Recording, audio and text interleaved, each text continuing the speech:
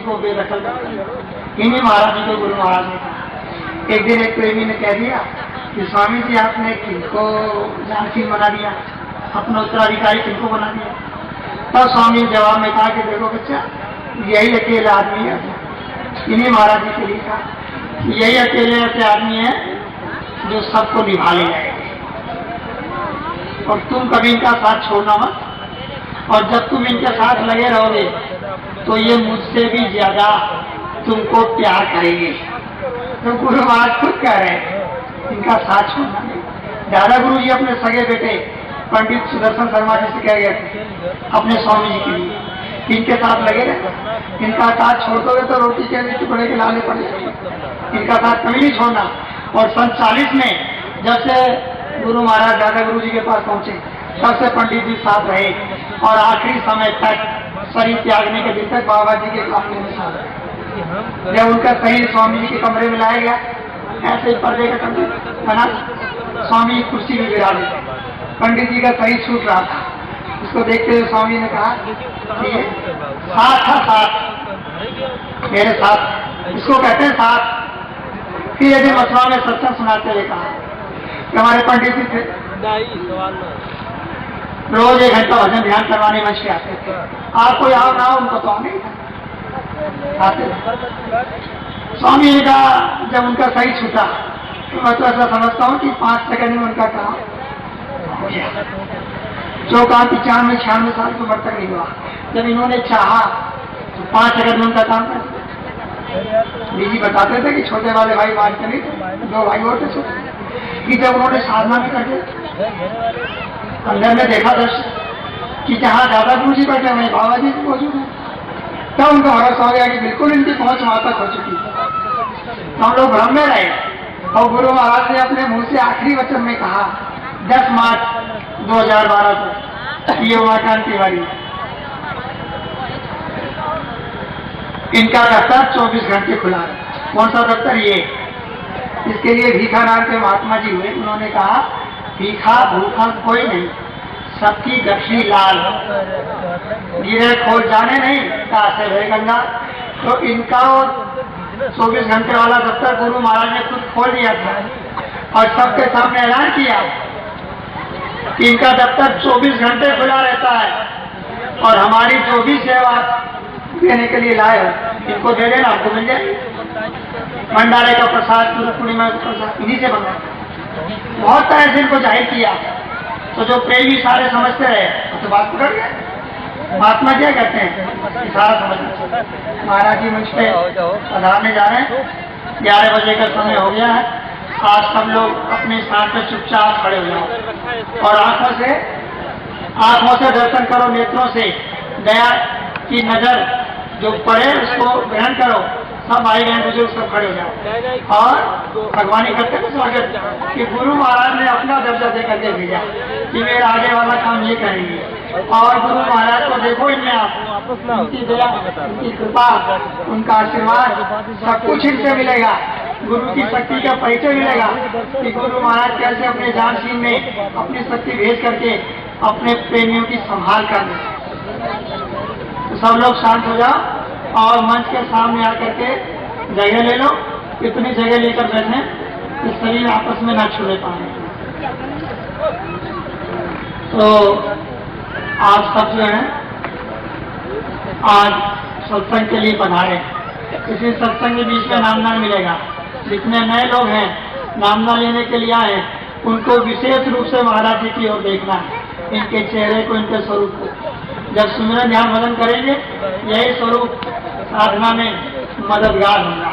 जिस स्वरूप से महात्मा जीवों को अपनाते हैं, पकड़ते हैं, जब कभी साधना में सफलता होती है उसी रूप में मिलते हैं। तो आप बहुत गौर से इनको देखिए, और एक एक वचन को ग्रहण कीजिए, और जब खुद ग्रहण करेंगे तो जो लोग नहीं आए उनको भी सुना सकेंगे, तब वो लोग भी सत्संग से जुड़ जाएंगे, सत्संग की मुख्य धारा में जुड़ जाएंगे और आगे बढ़ जाएंगे। ये सत्संग जब मिलता है तो समझना चाहिए कि गुरु महाराज की दया, गुरु महाराज की कृपा हम सब पर हो रही है। और महात्मा जब आते हैं तो बड़ी चीज देते हैं, उनके दरबार से कोई कभी खाली नहीं जाता। कोई भी जो लोग यहाँ आए गुरु महाराज की ऐसी दया निराली कि खाली कोई जा ही नहीं सकता। अपनी श्रद्धा, अपनी भाव भक्ति रूपी बर्तन को बड़ा करना चाहिए। हृदय को विशाल बनाओ, उसमें जगह बनाओ। अपना मुंह बंद रखो और आंखों से दर्शन करो।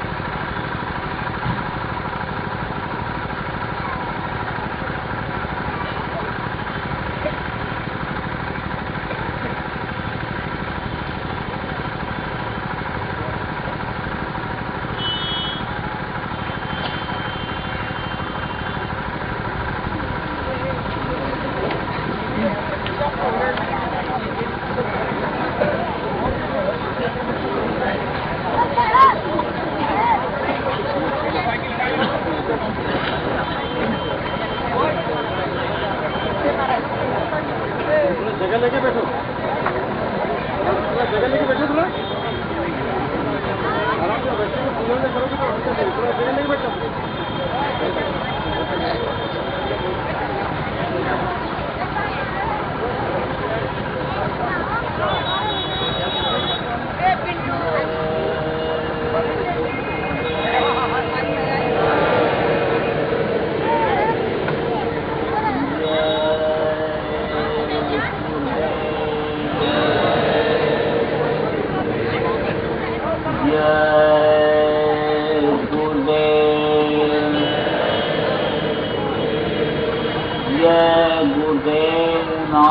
किसका जय गुरुदेव नाम किसका प्रभु का पावन नाम, प्रभु का पावन नाम। जय गुरुदेव। सतगुरु शांति वाले तुमको लाखों प्रणाम।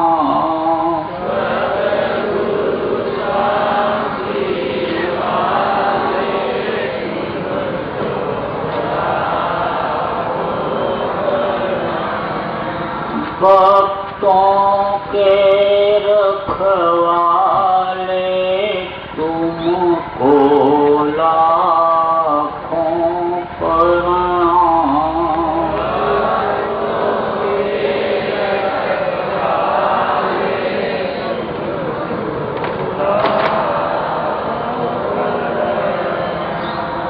सुतदारा परिवारों में जितने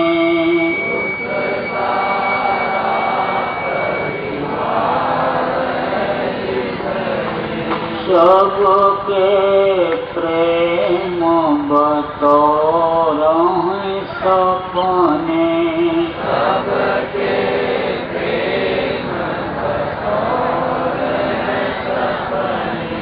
अंत समय कोई नहीं अपने।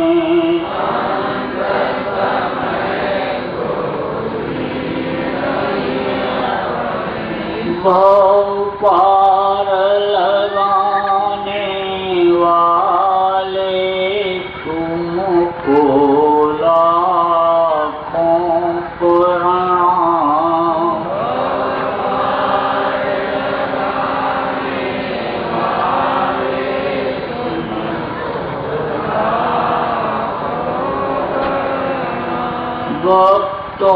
के रखवाले तुमको लाखों प्रणाम।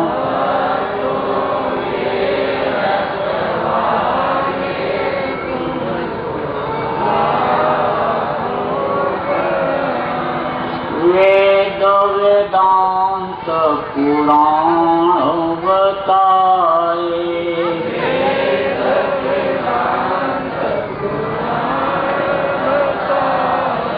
सदाचार सत्संग गाए,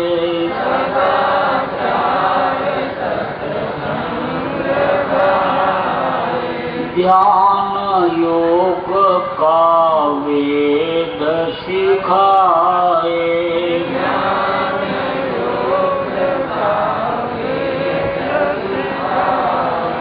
ज्योति जगाने वाले तुमको लाखों प्रणाम।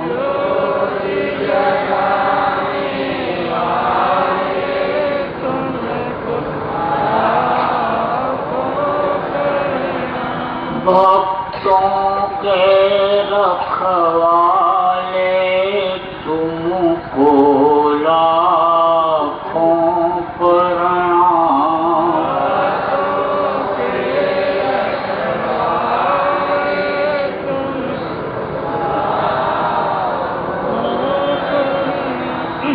भक्तों पर हैं तुम्हारे लोचन,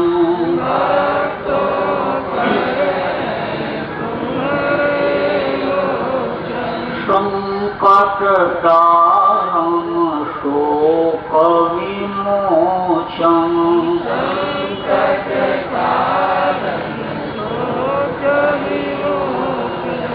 गुरु तुम ही पापों के मोचन,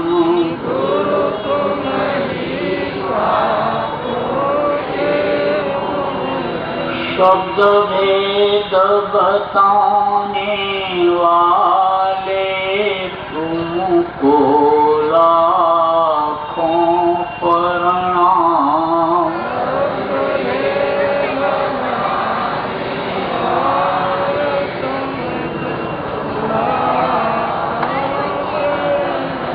भक्तों के रखवाले तुमको लाखों प्रणाम।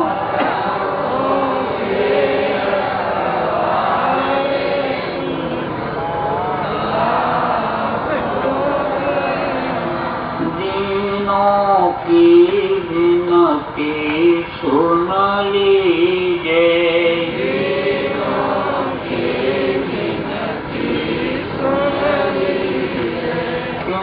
कर जानी करके रूपा कीजे,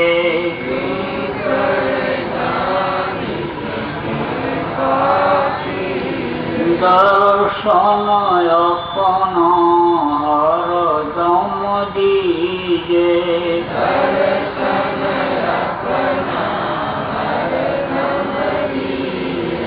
यम त्रास मिटाने वाले तुमको लाखों प्रणाम।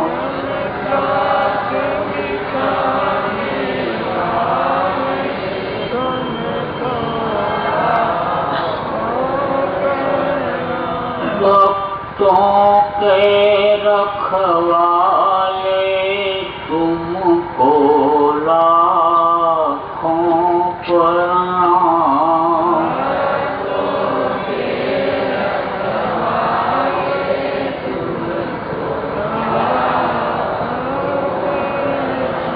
सतगुरु शांति वाले तुमको लाखों प्रणाम।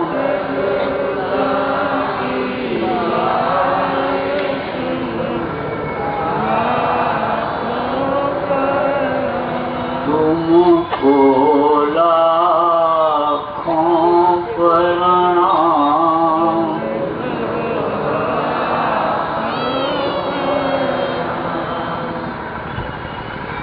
जय गुरुदेव। सर्वसमर्थ सर्वत्र स्मरणीय परम पूज्य गुरु जी महाराज, उपस्थित सभी सत्संगी धर्म प्रेमी भाई बहन, बच्चे तथा बच्चियों, गुरु महाराज की अपार दया मेहर से आज 28 नवंबर 2013 को हंसराजपुर तथा आसपास के सभी प्रेमी भाई बहनों, बच्चे और बच्चियों के दर्शन का अवसर मुझे सत्संग के माध्यम से मिला। बड़ा ही अच्छा समय रहा है। सत्संग मनुष्य के जीवन के लिए बहुत ही जरूरी चीज होती है। जैसे एक छोटे से बच्चे को दूध पीने के लिए, पालन पोषण के लिए माँ की जरूरत होती है, उसी तरह से मनुष्य के लिए सत्संग की जरूरत होती है। इसीलिए पहले के समय में लोग सत्संग का कार्यक्रम जगह जगह आयोजित करते रहते थे।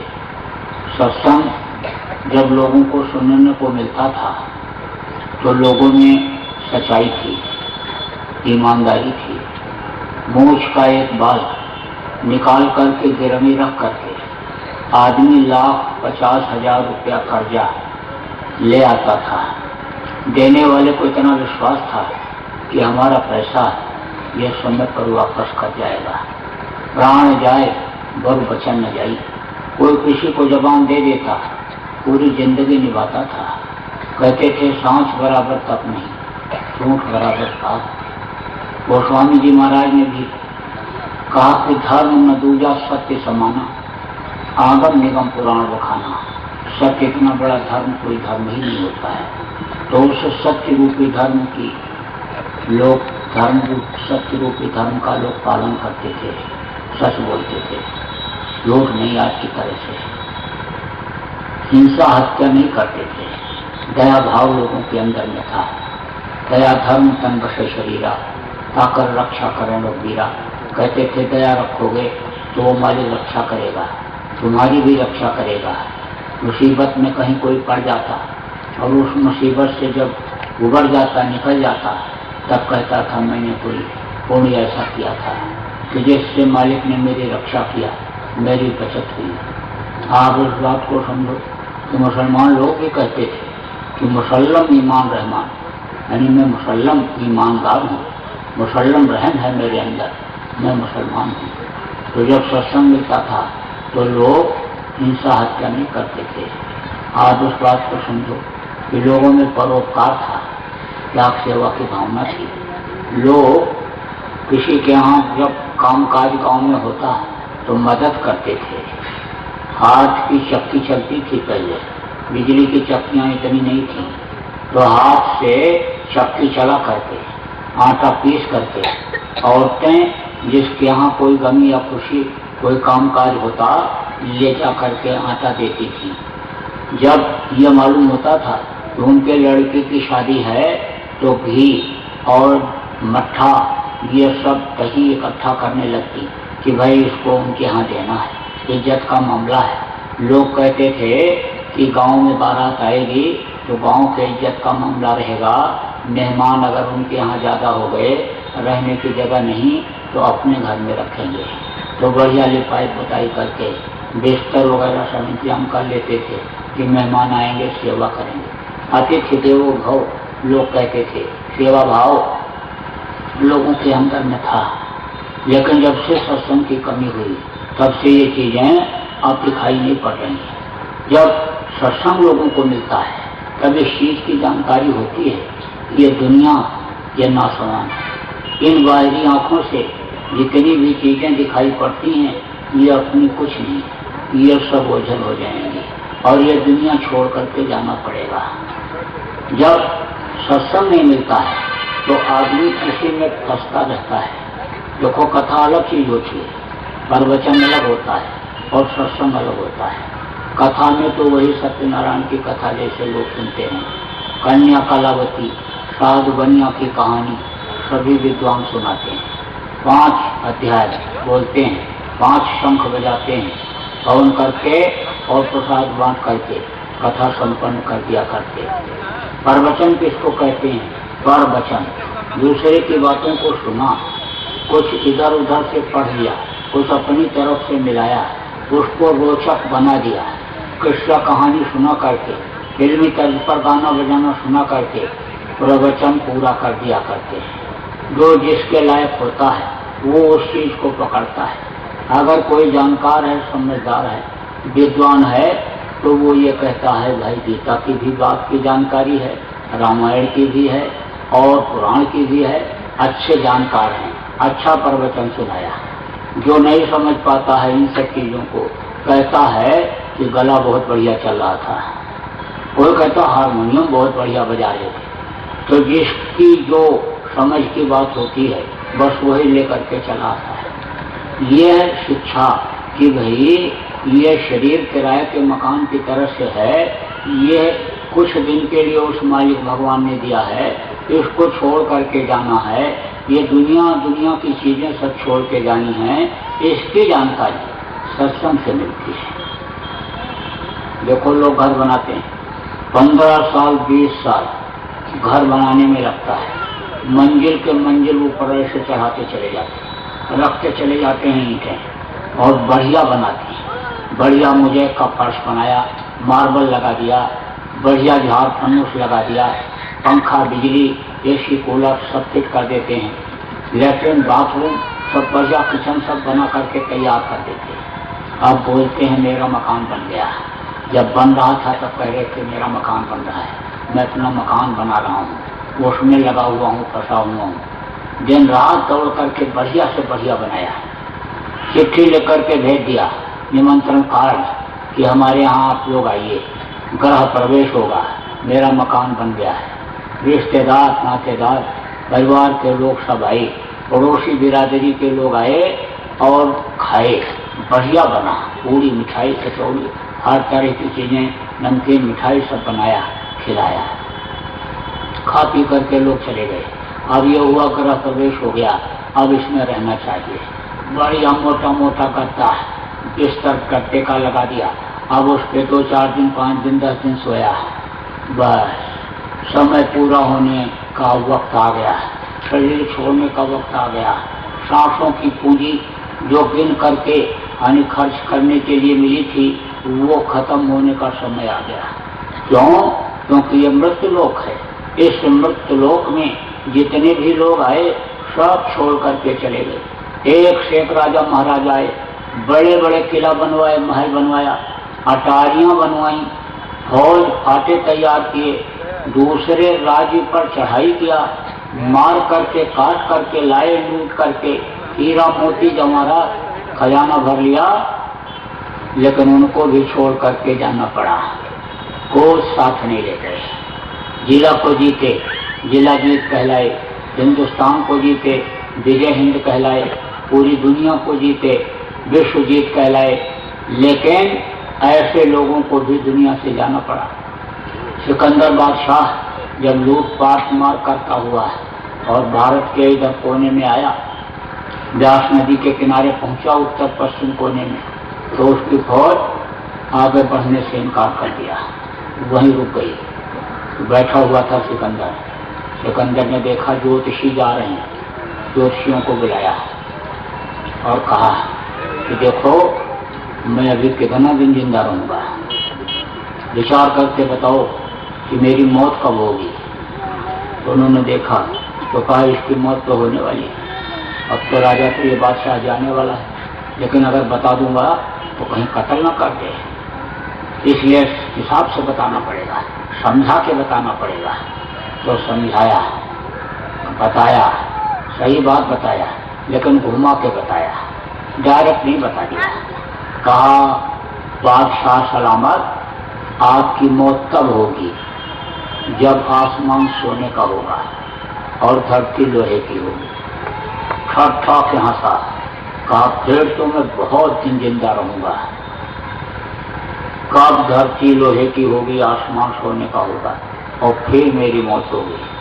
चलो वापस कर दिया फोड़।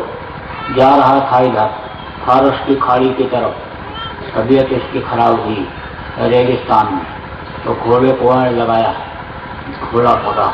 मंत्री ने भी पीछे घोड़ा लगा लिया।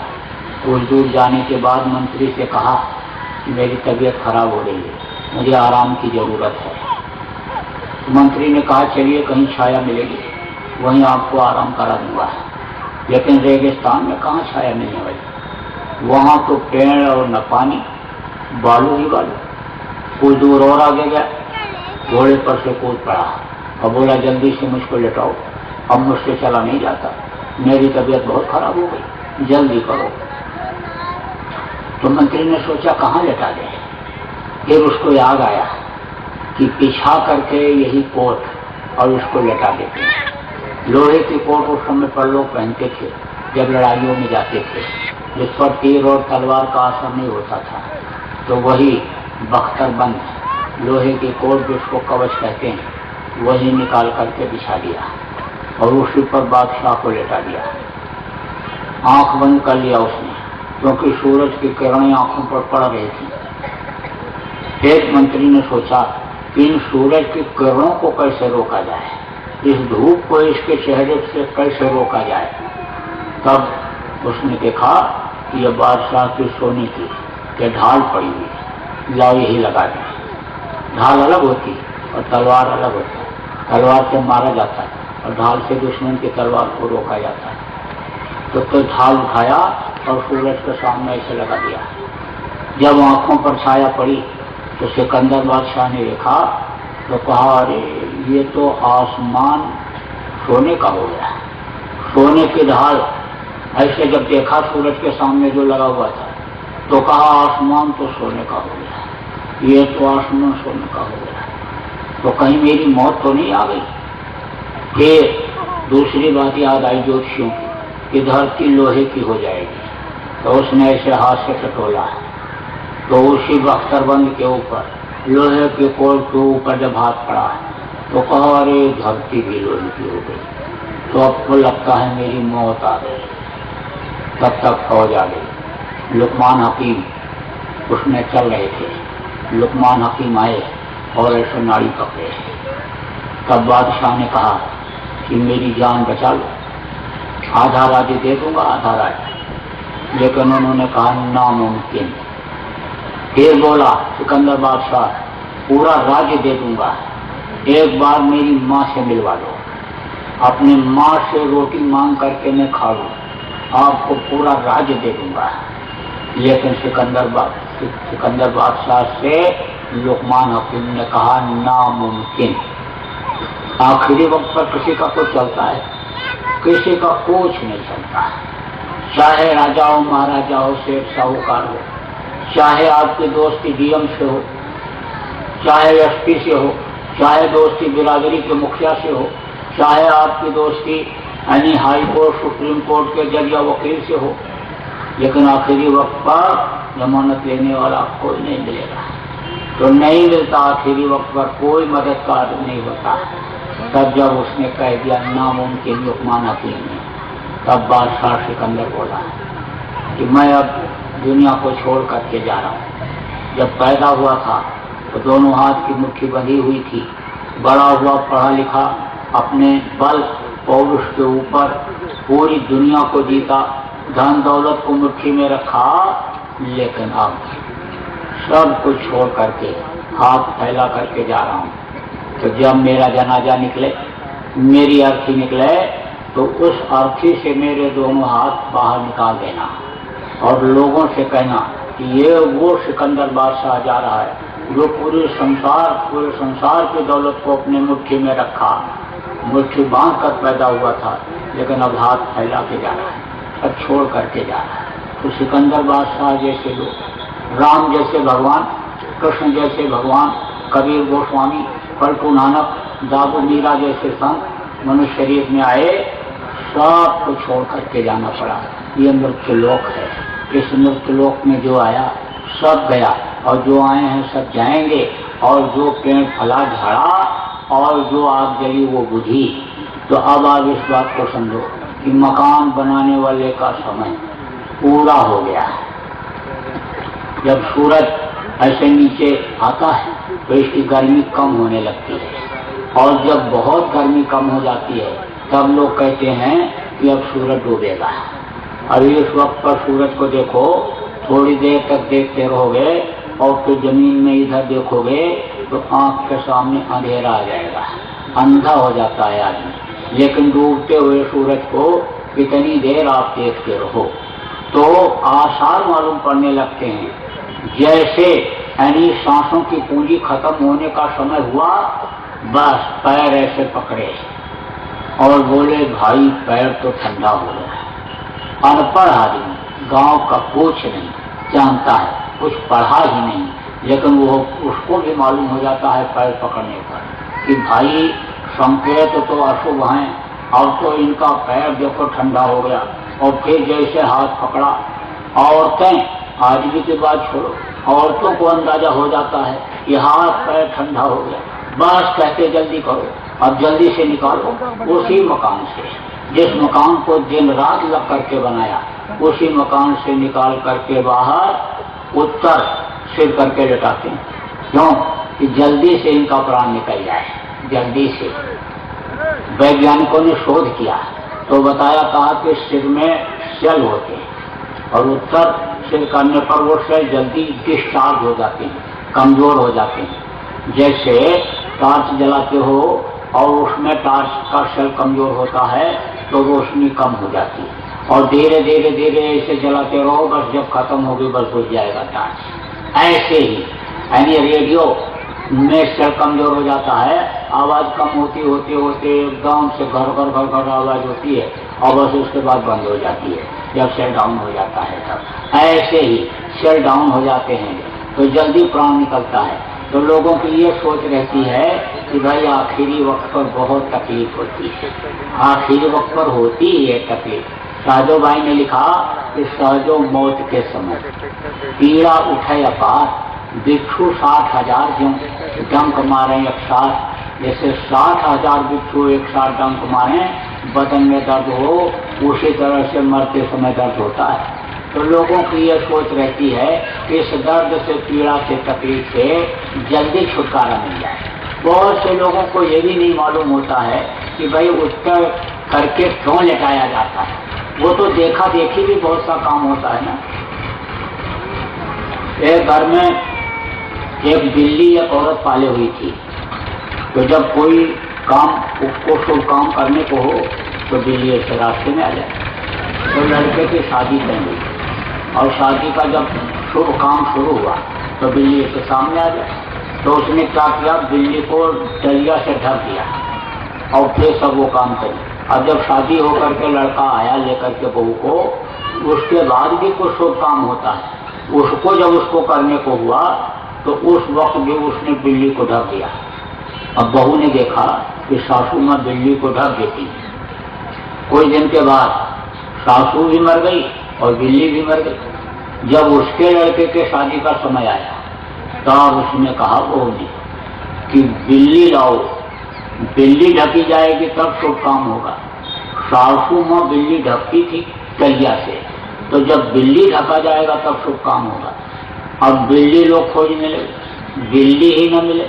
अब वो अपनी जगह अड़ गई, बोली सासू माँ जब बिल्ली ढकती थी और शुभ काम करती थी तो इस घर में यही शुभ है कि जब बिल्ली ढकी जाएगी डलिया से तब शुभ काम होगा। अब लोगों ने कहा भाई बिल्ली मिल नहीं रही है तो शादी नहीं होगी। उसने कहा बिल्कुल नहीं होगी। फिर विद्वानों ने समझाया, विद्वान लोग होते हैं पढ़े लिखे, अकल लगाते हैं, अकल में उनको कुछ फायदा भी हो जाता है अकल लगाने में। अब विद्वानों ने अकल लगाया और कहा तुम चांदी की बिल्ली बनवा लो, चांदी की बिल्ली, और चांदी की बिल्ली बनवाओ, ढक लो और ढक करके और फिर उसको दान कर देना। तो दान कर दोगे तो जो असली बिल्ली नहीं रहेगी उसका कोई तुमको नुकसान नहीं होगा और तुम्हारा ये भी पूरा हो जाएगा। सासू माँ ढकती भी थी बिल्ली तो ढकना भी हो जाएगा, और तुम दान कर दोगे तो वो असली नहीं रहेगी तो उसका कोई छेपक तुम्हारे ऊपर नहीं आएगा। तो जब चांदी की बिल्ली बनाई गई और वो डलिया से ढका उसने, तब लड़के की शादी हुई। तो देखा देखी भी बहुत लोग करते और बहुत से लोग बतलाते हैं कि ऐसा करने में फायदा हो। तो अब घर से बाहर निकाल दिया, घर से बाहर निकाल दिया। बस थोड़ी ही देर के बाद यानी जैसे से डिस्चार्ज हुआ, अब सांसों की पूंजी तो खत्म ही, बस प्राण निकल गए, बस गर्दन लटक गया। जैसे गर्दन लटका बस घर के लोग चिल्लाने लग गए, कोई कुछ कहा करके और रोने लग गया। पेट पकड़ कर माता रोए, बाँह पकड़ कर भाई, और पैर पकड़ कर छोड़त नहीं, रो रो कहे लुगाई, संयम मत जाए अकेले, लाली चुनरिया ओढ़ते। सारे चिल्लाने लग गए, पूरा गमगीन माहौल हो गया। पड़ोसी लोग सुने तो भी दौड़ करके आए, किसी ने नब्ज पकड़ा तो ऐसे हाथ हिला दिया, किसी ने ऐसे आंखों को देखा पलकें ऐसे दबा करके, वो भी बोला अब क्या है, अब कुछ नहीं, वो भी चला गया। और लोग जो आए देखने के लिए बोले अरे भाई अब रोने धोने से क्या होगा, अब तो इनका करो इंतजाम, जल्दी से ले जाओ और जल्दी से इनको जलाओ, नहीं तो मिट्टी खराब हो जाएगी। इसको मिट्टी कहने लगते हैं। इतने लोग यहाँ बैठे हो, अभी किसी से कह दो कि ये तुम्हारा मिट्टी है तो थप्पड़ मारेगा, कहेगा हम देखेंगे, देख नहीं रहे हो ये मिट्टी है, तुझको ये मिट्टी दिखाई पड़ रही है। और अगर वो कमजोर है तो अंदर अंदर गाली बकेगा, कहेगा इनके दिमाग में मिट्टी गोबर भर गया है, ये हमको कह रहे हैं कि ये मिट्टी है, अरे इनकी आंख में मोतियाबिंद हो गया, इनको दिखाई नहीं पड़ता है इस हीरा जैसी काया को, और ये मिट्टी कह रहे। देव दुर्लभ शरीर जिसको देवता कहते हैं, देवता तरसते रहते नर समान में कौनो देही, जीव चराचर जाते हैं जो तरसते रहते हैं, इस मनुष्य शरीर को, इस मंदिर को, इसको मिट्टी दिखाई पड़ रहा है, इसकी आंख में मोतियाबिंद हो गया, ऑपरेशन कराना पड़ेगा। ऐसा ऐसा बोलता हुआ अंदर अंदर गाली बकता हुआ जाता है। लेकिन चाहे राजा का शरीर हो, महाराजा का हो, सेठ साहूकार का हो, ऐसे का हो जिसके आगे पीछे असलहे बंदूक लेकर के चलने वाले लोग हों, लेकिन उसके भी शरीर को लोग मिट्टी ही कहने लगते हैं। मिट्टी का खिलौना मिट्टी में मिल जाएगा, या मिट्टी का खिलौना मिट्टी में मिलने के लिए समय आ गया तो कहते हैं ले जाओ जल्दी से जलाओ, बस ले जाते हैं, दफना देते हैं, जला करके राख करते थे। वही लड़का जो सेवा करता था, वही लड़का जो नहलाता धुलाता था, पैर दबाता था, तेल मालिश करता था, और कहीं अगर थोड़ा सा खरोच लग जाए, मैल लगा रहे तो कपड़ा भिगो करके डिटॉल लगा करके साफ करके तेल लगाता था कि मक्खी न बैठ जाए। वही लड़का ले जा करके शमशान घाट पर जला करके इसको राख कर देता है। हार जले जो लकड़ी और केस जले जो घास, जैसे लकड़ी चूल्हे में चट करके जलती है, ऐसे ये हड्डियां जल करके राख हो जाती हैं। ये केश बाल घास की तरह से जल करके खत्म। बस 2-4 दिन 6 दिन लोग रोते चिल्लाते हैं, रिश्तेदार नातेदार आते और 12वां 13वां खा करके और फिर चले जाते हैं। बस कोई नाम लेवा नहीं रह जाता। अब सोचो उस मकान को जिसने बनाया बढ़िया से, खूब समय निकाला, अच्छा पैसा लगाया, अब बनाया था कि अब बुढ़ापे में हमको आराम मिलेगा, इसमें मैं रहूंगा, उस मकान में कौन रहता है? जिस मकान को अपना अपना कहता रहा, उस मकान में उसके लड़के रहते हैं। लड़के अगर लायक हुए तो पढ़ाया, बच्चों को खिलाया, नहलाया, धुलाया, अच्छा कपड़ा पहनाया, और बस्ता ले करके जब स्कूल गया तो निगरानी रखा कि किताब लेकर के स्कूल जा रहा है, पहुंच रहा है कि नहीं। लौट करके जब शाम को आया तो पूछा क्या पढ़ाया, क्या सवाल लगवाया, क्या किया तुमने, कौन सा घर पर काम करने के लिए होमवर्क टीचर ने दिया, उसको देखा, अपने सामने कराया, और फिर उसके बाद में फिर यह देखते रहे, वाच करते रहे कि लड़का क्या पढ़ता, क्या करता, किस तरह से इसका आचरण, खाने पहनने का, उठने बैठने का है। अगर इस पर ध्यान रखा तो लड़का उसमें रहेगा, और अगर नहीं ध्यान दिया, स्कूल लड़का गया रास्ते से ही गलत बच्चों के साथ चला गया घूमने टहलने, ऐश और आराम में फंस गया। जब लड़का जो खाने को मांगा उसको दे दिया, जो पहनने को मांगा उसको पहनाया, जब पैसा वो मांगा दे दिया, पूछा भी नहीं कहाँ खर्च करेगा, वही लड़का बिगड़ जाता है। और जब वो लड़का बिगड़ा तब उस मकान को बेच देता है।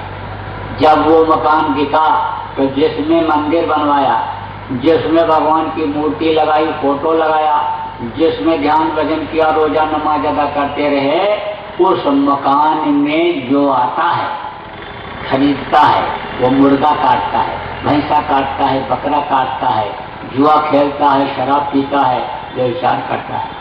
आप बताओ वो मकान किसका हुआ है? अरे जिस मकान को इतने प्रेम से बनाया उसमें कौन रहता है, किसका हुआ? कहते 200 बीघा जमीन होनी चाहिए। 200 बीघा जमीन जब रहेगी तो बड़े आदमी लोग कहेंगे, भैया साहब, बाबू साहब, सरकार साहब, मालिक साहब कहेंगे, आपके पीछे लोग लगेंगे, सलाम करेंगे। अब चाहे मार के ले आओ, लूट के ले आओ, खरीद के ले आओ, जबरदस्ती लिखा लो, लेकिन जमीन होनी चाहिए। जमीन बना लिया है। ट्रैक्टर आना चाहिए, चाहे लोन पर ही लाओ, बाद में चाहे मकान नीलाम हो जाए, ट्रैक्टर होना चाहिए। अब ट्रैक्टर भी आ गया और मशीनें आ गई, बढ़िया बीज खरीद करके लाए, डाले, खाद भी लगाया, दवा भी लगाया, फसल बढ़िया तैयार हो गई। जब खाने का समय आया बस पिंजरे से पंछी उड़ गया, समय पूरा हो गया। अब उस अनाज को कौन खाएगा? दूसरे लोग खाएंगे। रुपया पैसा जमा किया, यह हमारे काम आएगा, बैंक में जमा कर दो, बुढ़ापे में काम आएगा, बीच में ही छोड़ करके चले गए। अब वो किसके काम आए? हिंदुस्तान से बहुत से लोग रुपया लेकर के विदेशों में जमा कर दिए और किसी को बता भी नहीं पाए, और कोई एक्सीडेंट में चला गया, किसी का हार्ट फेल हो गया और किसी की ऐसे मौत हो गई। अब वो रुपया किसका हो गया? दूसरे देश का हो गया, दूसरे बैंकों का हो गया। दुकान को बनाते और तैयार करते, माल भर देते, मुनाफा भी होने लगा, लेकिन जब खाने का मुनाफा टाइम आया बस प्राण पखेरु उड़ गए, बस ये शरीर बेकार और प्राण निकल गया। और उसको कौन खाएगा? और लोग खाएंगे। तो दुनिया का ये जो काम है ये अपना काम है ही नहीं। यही भ्रम और भूल का देश है, और सबसे बड़ा भ्रम और भूल यही है। इस भूल से सत्संग निकालता है, सत्संग इस चीज की जानकारी दिलाता है कि भाई यह शरीर भी तुम्हारा नहीं है, जिसके लिए दिन रात चरखे की तरह से चलते रहते हो, खाने का इंतजाम, कपड़े का इंतजाम करते हो, यह शरीर भी तुम्हारा नहीं है। ये शरीर छूट जाएगा, और जब छूट जाएगा और अपना काम नहीं बना पाए तो फिर नर्क और 84 में चक्कर काटना पड़ेगा। अब अपना काम क्या है? धाम अपने चलो भाई, पराये देश में फंसना। ये पराया देश है और उसमें तुम जब से आए फंसे ही रह गए, अपने घर, अपने वतन, अपने मालिक के पास नहीं पहुंच पाए। और अगर ये शरीर छूट गया तो और किसी शरीर के अंदर ऐसा रास्ता नहीं है कि जिससे इस जीवात्मा को निकाल करके उस मालिक के पास पहुंचाया जा सके। तो इसीलिए इसको साधना का घर, पूजा का मंदिर संतों ने कहा है, साधन धाम। गोस्वामी जी ने कहा साधन धाम मोक्ष कर द्वारा, और पाई न जे परलोक समारा, सो परतुर दुख पावही, सो धुंधुन पछताएं, काल कर्म ईश्वर मिथ्या दोष लगाएं। साधना का घर, पूजा का मंदिर बताया गया। तो यही तो सत्संग सिखाता है कि भाई शरीर के रहते रहते जो उस मालिक से मिलने का रास्ता इन्हीं दोनों आंखों के बीच से गया हुआ है, उस रास्ते को जानो, समझो। जो उस रास्ते की जानकारी रखता है उसके पास जाओ, जिसको समर्थ गुरु कहा गया उसके पास जाओ, और उससे रास्ता लेकर के यानी अपनी जीवात्मा को निकालने का अभ्यास करो, अपने घर, अपने वतन, अपने मालिक के पास पहुंचाओ। और इस काम के लिए ये मनुष्य शरीर तुमने मांगा। माँ के पेट में थे जब उल्टे टंगे हुए थे, अधोमुखी जब रहे थे, थल सिर ऊपर पांव, राखन हारा राखिया, जठर अगिन की लाओ, तू ही तू तुतकार थी, जबता अजपा जा, बाहर आकर भरमिया, बहुत उठाए पाप। तो वो काम अगर तुम नहीं कर सके तो फिर तुमको सजा मिल जाएगी, नरकों में जाना पड़ेगा, तुमको 84 में चक्कर काटना पड़ेगा, मौत के समय पीड़ा अपार होती है। यहाँ भी तकलीफ होती है अगर अपने धर्म कर्म को नहीं समझ सके कि वास्तव में मानव धर्म क्या है और हमारा कर्म क्या है, तो यहाँ भी आदमी ठोकर खाता रहता है। कहा सकल पदार्थ है जब नहीं और कर्महीन नर पावत नहीं। कर्म नहीं समझ पाते कौन से कर्म से वो चीजें मिलेंगी, तो यहाँ भी दुख पाते हैं। और जब समय छूटता है, जब समय पूरा होता है, शरीर छोड़ने का समय आता है, तो यमराज के भयंकर दूत आते हैं। उनको देखते ही खून पानी हो जाता है और जीव इतना डर जाता है कि जैसे भेड़िए को देख करके बकरा डर करके उसके पीछे पीछे चल देता है।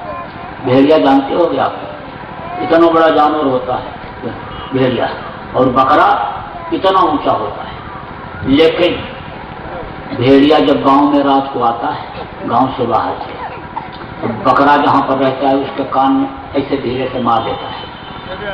जैसे मारा इतना डर जाता है वो कि आगे आगे भेड़िया चल देता है और उसके पीछे बकरा चल देता है। जब गांव के बाहर चला जाता है बकरा, तो भेड़िया घूम करके और उसके पीठ पर बैठ करके और ऊपर से ऐसे गर्दन दबाता है, नस दबा देता है, बस वो गिर जाता है, बेहोश हो जाता है, बेहोश हो जाता है। और जैसे बेहोश हुआ गिरा, वो फौरन ये गला काट देता है, ये गला काट देता है और गला काट करके फिर खून पीता है।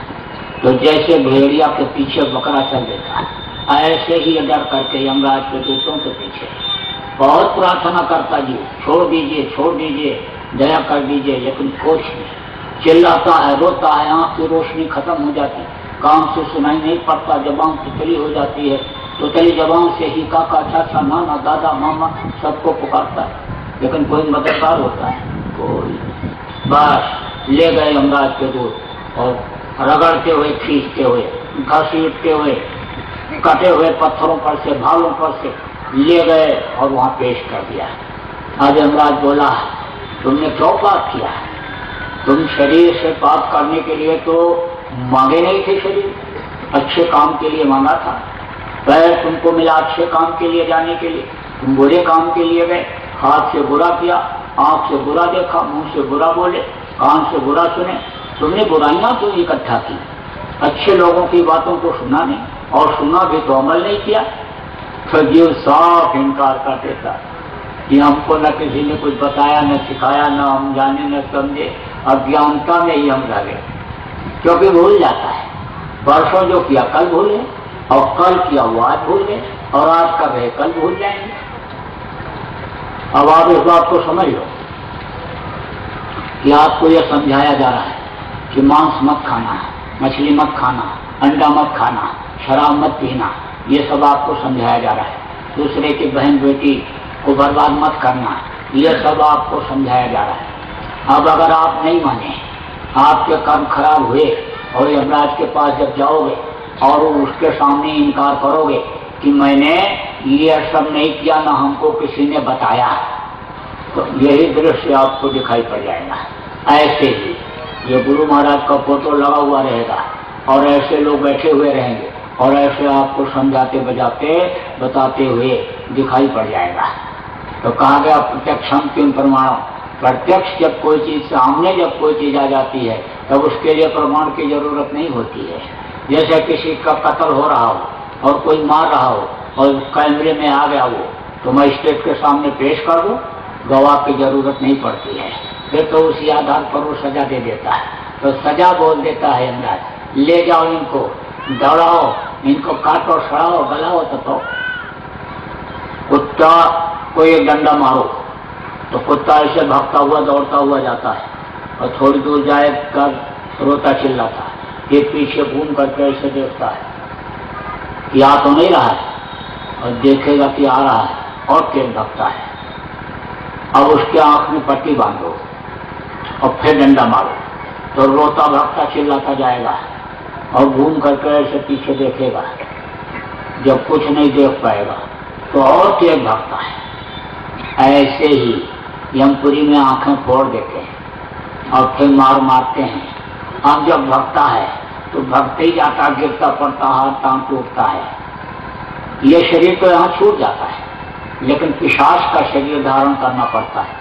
पिशाच का जो शरीर होता है मनुष्य शरीर जैसा ही होता है, उसी में सजा देते हैं वहां नरकों में। तो जाते हैं वहाँ काटते हैं, सड़ाते गला। कहा गया ना, काहू का सिर नीचे कीना, ऊपर पांव बांध जो दीना, भरी कड़ाही तेल जलाया, भर जीव का छौंक लगाया, तपतशिला जो निष्दिन रही, ता ऊपर जीवों को रखे। खाने का नर्क अलग, पेशाब का अलग, मवाद का अलग, अलग अलग नर्क है, उन नर्कों में रहना पड़ता है। सड़क पर आप जा रहे हो, कोई कुत्ता मरा पड़ा हुआ है, अब जब वहां पहुंचोगे बदबू आएगी तो ऐसा कपड़ा नाक में लगा लोगे, और जब कुछ दूर चले जाओगे तब कहोगे इतनी दूर आने में नर्क हो गया। अब मुर्दे ही सड़ते रहते हो, जिस नर्क में उसमें डाल दिया जाए तो कितनी बदबू आए। तो मुर्दों का नर्क अलग होता है, तो नर्कों में बहुत दिन रहना पड़ता है। वहां से छुटकारा मिला तो कीड़ा मकोड़ा के शरीर में, सांप को या बिच्छू के शरीर में, यही जीवात्मा सजा भोगने के लिए डाल दी जाती है। वहां से छुटकारा मिला तो 9 महीने माँ के पेट में उल्टे लटकना पड़ता है, उससे कम समय नहीं लगता है माँ के पेट में इस बच्चे को बनने में। फिर उसके बाद बाहर निकले, लेकिन बाहर निकले तो कोई रास्ता बताने वाला नहीं रह गया, भटक भटक सब भटका खाया और सदगुरु बिन कोई राह न पाए, रास्ता बताने वाला नहीं मिला तो फिर वहीं पहुंच गए। तो इस तरह से बहुत समय निकल गया और अपने घर नहीं पहुंच पाए। ये मिट्टी और पत्थर का घर, ये अपना घर नहीं। इसी को तो बाप दादा भी कहते रहे, ये घर मेरा, ये घर मेरा, ये घर मेरा, लेकिन मेरा मेरा कहते कहते चले गए। अपना घर, अपना वतन, अपना मालिक बहुत दूर हो गया। अपना घर तो ऐसा है जहाँ रोशनी ही रोशनी है, प्रकाश ही प्रकाश है, परम प्रकाश रूप दिन राती, नहीं कछ चाहिए दिया बाती, जहाँ अंधेरा होता ही नहीं, रोशनी ही रोशनी, जगह जगह में रोशनी है, रात होती ही नहीं, जहाँ मड़ियों और मोतियों के कंगूरे महल बने हुए हैं, जहाँ के पशु और पक्षी भी सुनहले मनमोहक दिखाई पड़ते हैं, करोड़ों योजन ऊंची बुलंदी रखने वाले पेड़ और उनमें रूहों की ये चहचहाट चिड़ियों जैसी सुनाई पड़ती है, मस्ताना आवाज, अमृत की बरसात 24 घंटे होती रहती। वो अपना देश, वो अपना वतन, वो अपना घर। लेकिन जब से वहां से यहाँ इस मृत्यलोक में आए, इस दुख के संसार में दुख ही झेलते रहे, अभी तक नहीं पहुंच पाए। तो गुरु महाराज ने यही तो याद दिलाया कि अब की बार अगर तुम छूट गए तो अब फिर दोबारा तुमको यह मनुष्य शरीर मिलने वाला नहीं है। इसलिए शरीर के रहते रहते अपना काम बनाओ। दुनिया का काम, ये जो अपना काम नहीं है, उसमें मत फंसो। इसी मनुष्य मंदिर के अंदर से रास्ता गया हुआ, इन्हीं दोनों आंखों के बीच से रास्ता गया हुआ है, जिसमें अपने घर पहुंच सकते हो। इसी मनुष्य मंदिर में वो मालिक मिलता है, इसी में देवी और देवताओं का दर्शन होता है, स्वर्ग वैकुंठ का आनंद इसी में मिलता है। और जिसको मिला, जिसने उस मालिक को देखा, उसने तो लिख भी दिया। क्या लिखा कबीर साहब ने कि जो तिल माही तेल है, जो चकमक में आग, और तेरा साईं तुझ में जान सके सो जान। फकीर ने भी कहा अल्लाह अल्लाह का मजा मुर्शिद के महखाने में है, और दोनों आलम की हकीकत एक पैमाने में है। ना खुदा मंदिर में देखा, ना खुदा मस्जिद में है, और शेख जिरिंदों से पूछो दिल की आशा नहीं, इसी में मिलता है। लेकिन मिलता सबको क्यों नहीं जब इसी में है? फिर उसने लिखा इसलिए नहीं मिलता कि एक दिल लाखों तमन्ना, दिल तो एक है लेकिन ख्वाहिशें बहुत हैं, इच्छाएं अनंत हैं। 10 बीघा जमीन 50 बीघा हो जाए, एक गाड़ी है 2 गाड़ी हो जाए, एक दुकान है 4 दुकान हो जाए, जिसके पास लाख है कहता करोड़ हो जाए, करोड़ है जिसके पास कहता अरब खरब हो जाए, अरब खरब जिसके पास है कहता कुबेर भगवान का खजाना हम ही को मिल जाए। तो एक दिल लाखों तमन्ना, उसके फिर इतनी हविश, फिर ठिकाना है कहाँ उसको बिठाने के लिए। तब फिर उसने कहा कि दिल का हुजरा साफ कर, अंतरात्मा की सफाई कर, जगह वो साफ हो जाए जो उसके बैठने की जगह है। क्योंकि तू मांस खाया, मछली खाया, अंडा खाया, शराब पिया, ताड़ी पिया, अफीम का सेवन किया, तूने चोरी किया, व्यभिचार किया, कत्ल किया, धोखा दिया, दिल दुखाया, तो वो कर्म उस जगह पर बैठ गए, कर्म आकर के जमा हो गए। अब उस हुजरे को तू साफ कर, उस हुजरे को तू साफ करा। जब हुजरा साफ हो जाएगा तब वो आकर बैठेगा। शरीर गंदा हो गया, कपड़ा गंदा हो गया, साबुन पानी से धो लो, लेकिन अंतरात्मा को कैसे धोओगे? तो इसकी उक्ति किसके पास है? वो कौन धोता है? धोबिया वो मर जाएगा, चादर लीजिए धोए, चादर लीजिए धोए भाई वो बहुत पुरानी, और चल सतगुरु के घाट वह जहाँ निर्मल पानी। तो उसने कहा कि धुलवा ले वो चादर, वो अंतरात्मा को धुलवा ले, दिल के हुजरे को तू साफ कर। उसने कहा दिल का हुजरा साफ कर दाना के आने के लिए, और ख्याल गैरों का हटा उसको बिठाने के लिए। थोड़ी देर के लिए ध्यान हटा दुनिया की तरफ से और उस मालिक की तरफ लगा, उधर तवज्जो दे गए तो वो मालिक का दर्शन हो जाएगा, मालिक मिल जाएगा। और जब मालिक मिल जाएगा तो उसी की बनाई हुई ये सारी दुनिया है, खिलकत उसी की बनाई हुई है। फिर पापी पेट के लिए उसको गुनाह करने की जरूरत नहीं पड़ी। फिर तो कहा गया जो इच्छा की ही मनमाही और हर प्रताप का दुर्लभ नहीं। ये शेष की इच्छा करोगे वो चीज हाजिर हो जाएगी, तो देर नहीं लगती है। ध्यान दुनिया की तरफ से हटा और उस मालिक की तरफ लगा। दीन बंधु दीनानाथ गरीब करोड़ उसका नाम है।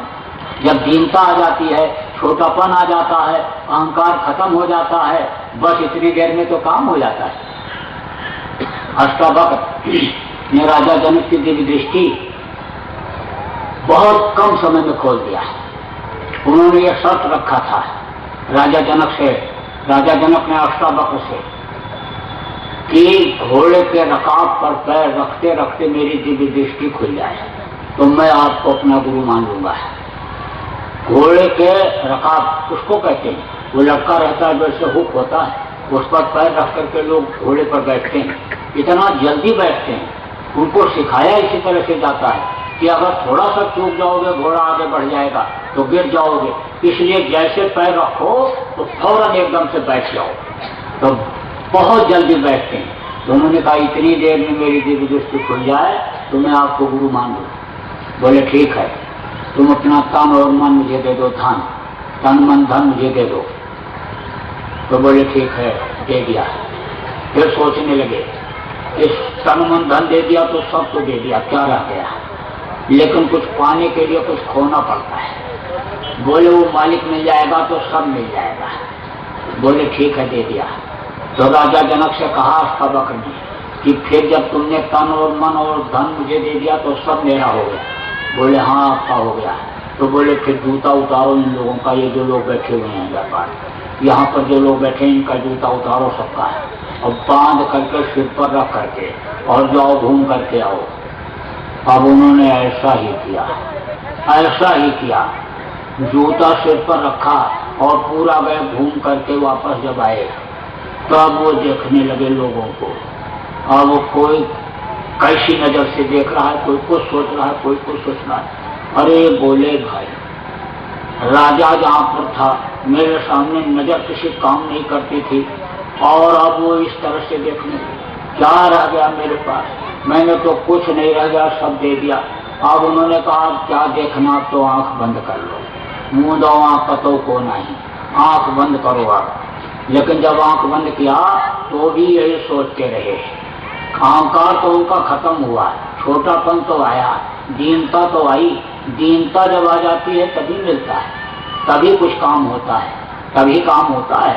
यानी घड़ा के ऊपर अगर कटोरी रखी है और घड़े में पानी भरा हुआ है और कटोरी घड़े से कहे कि हमको आप पानी दे दो, तो घड़ा कटोरी को पानी नहीं दे सकता है। और कटोरी अगर उसके सिर पर से नीचे उतरी, घड़े के सिर से नीचे उतरी, तो घड़ा पानी कटोरी में भर देता है। ऐसे ही उन्होंने कहा छोटा तो मैं बन गया, इनके आदेश का पालन किया और मैं गया घूम करके आया, लेकिन ये मकान महल अब ऋषि का हो गया, अब तो ये भी ऋषि का हो गया, खजाना भी ऋषि का हो गया और मेरे बीवी बच्चे भी अब मेरे नहीं रह गए जब मैंने सब दे दिया। अब जब ये सोचने लगे आंख बंद करके, तो अष्टावक्र ने कहा अरे राजा, जब तूने तन मन धन सब दे दिया तो तू अब मन को उधर क्यों ले जा रहा है, बीवी बच्चों की तरफ, राजपाट की तरफ, हाथी घोड़े की तरफ तू क्यों ले जा रहा है? जब मन तूने मुझको दे दिया तो मेरी तरफ देख, देख राजा मेरी तरफ देख। बस जैसे उनकी आंखों की तरफ देखे और एकदम से जैसे देखे मन लगाए, बस ऐसे ही तवज्जो दे दिया, तवज्जो दे दिया, बस निकल गया राजा। अब ऊपरी लोगों में आनंद ले रहा है, मस्ती ले रहा है। ऋषि कह रहा राजा उतरा उतरा आजा, कहता अब नहीं आऊंगा, अब नहीं आऊंगा, अब उस कचड़े कीचड़ में नहीं फंसूंगा, अब मुझको आप रहने दीजिए, यहीं रहने दीजिए। अरे बोले ऐसे कैसे रहने देंगे, उतरा उतरा राजा उतरा, आजा आजा। राजा ना कर रहा, ऋषि ने कहा कि ये अभी तो हमारे ऊपर सब चढ़ बैठे